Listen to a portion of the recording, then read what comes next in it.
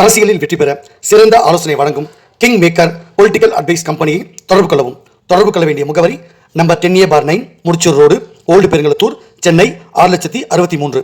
Proprietor S. Joshua Solomon. தொலைபேசி எண் 9677006526.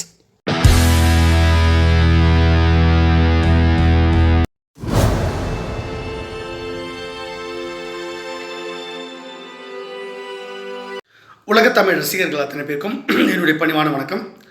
நான் உங்கள் செந்தில்குமார். இந்த பதில் நான் பார்க்க போகிறது, நம்ம சொன்ன மாதிரியே ஆளுநர் ஆர் என் ரவியை மாற்றிட்டாங்க.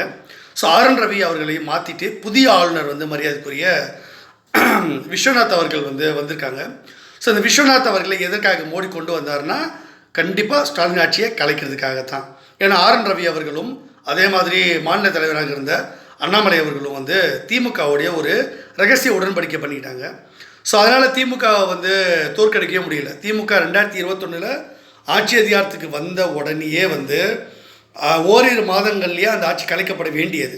ஆனால் அண்ணாமலை மரியாதைக்குரிய எல்முருகன் அவர்கள் தலைவராக இருந்தவரை மாற்றிட்டு அண்ணாமலை அவர்கள் தலைவராக போட்டது தான் மிகப்பெரிய ஒரு வரலாற்று பிழை. அதனால் என்ன நடந்ததுன்னா, திமுகவுக்கு எதிராக எந்த விஷயத்தை செய்யாமல் பிஜேபிக்குள்ளேயே கழகத்தை பண்ணி கட்சியை ஒன்றும் இல்லாமல் பண்ணது அண்ணாமலை தான். ஸோ அதனால் அதிமுக கூட்டணியும் அண்ணாமலை உடச்சி விட்டுட்டாரு. ஸோ எல்லாமே திமுகவுக்கு ஃபேவராக பண்ணது அண்ணாமலை தான். அண்ணாமலையால் தான் பிஜேபி நாசமாக போச்சு. திமுக 5 வருஷத்தை கிட்டத்தட்ட கம்ப்ளீட் பண்ணுறாங்கன்னா அதற்கு அவங்க முழுமையாக நன்றி கடன் செலுத்த வேண்டியது அண்ணாமலைக்கு தான். ஸோ அண்ணாமலை தான் இந்த வேலை எல்லாத்தையும் பண்ணது. அப்போது திமுகவை ஒழிக்கிறான்னு சொல்லி மேடையில் பேசுகிறது, ஆனால் அவங்களுக்கு நெருக்கடி கொடுக்குற மாதிரி கொடுத்து அவங்கக்கிட்ட பணம் மட்டும் வாங்கிக்கிட்டு அவங்கள அப்படியே விட்டுறது.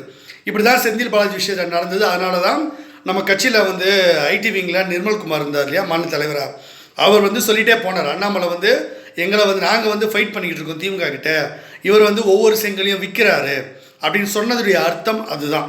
ஸோ எல்லா அமைச்சர்கள் மேலேயும் வழக்கு இருந்தது. திமுக ஆட்டம் கண்டு போயிருந்தது. அந்த இடத்துல அண்ணாமலை தான் அவங்களுக்கு ஆபத் பாந்தர் மாதிரி இருந்து அவங்க எல்லாரையும் பணம் வாங்கிட்டு காப்பாற்றி விட்டது. ஸோ இப்போது ஆர் என் ரவி அவர்களையும் கரெக்ட் பண்ணி விட்டார் அண்ணாமலை. அதனால் ஆர் என் ரவியும் கரெக்ட் ஆகிட்டார். திமுக எதிர்க்கலை. இந்த ரிப்போர்ட்ஸ் எல்லாம் நாங்கள் மேலிடத்தில் கொடுத்துட்டோம். அதனால தான் இப்போ ஆளுநரை மாற்றினேன். ஏற்கனவே அண்ணாமலையை நான் தான் சொல்லி மாற்றினேன். அப்புறம் ஆர் என் ரவியையும் மாற்றுறதுக்கு ஏற்பாடு பண்ணியிருந்தேன். ஸோ இவங்களாம் இப்போ மாற்றப்பட்டாச்சு. இப்போ புதிய ஆளுநர் வந்திருக்கார் விஸ்வநாத் அவர்கள்.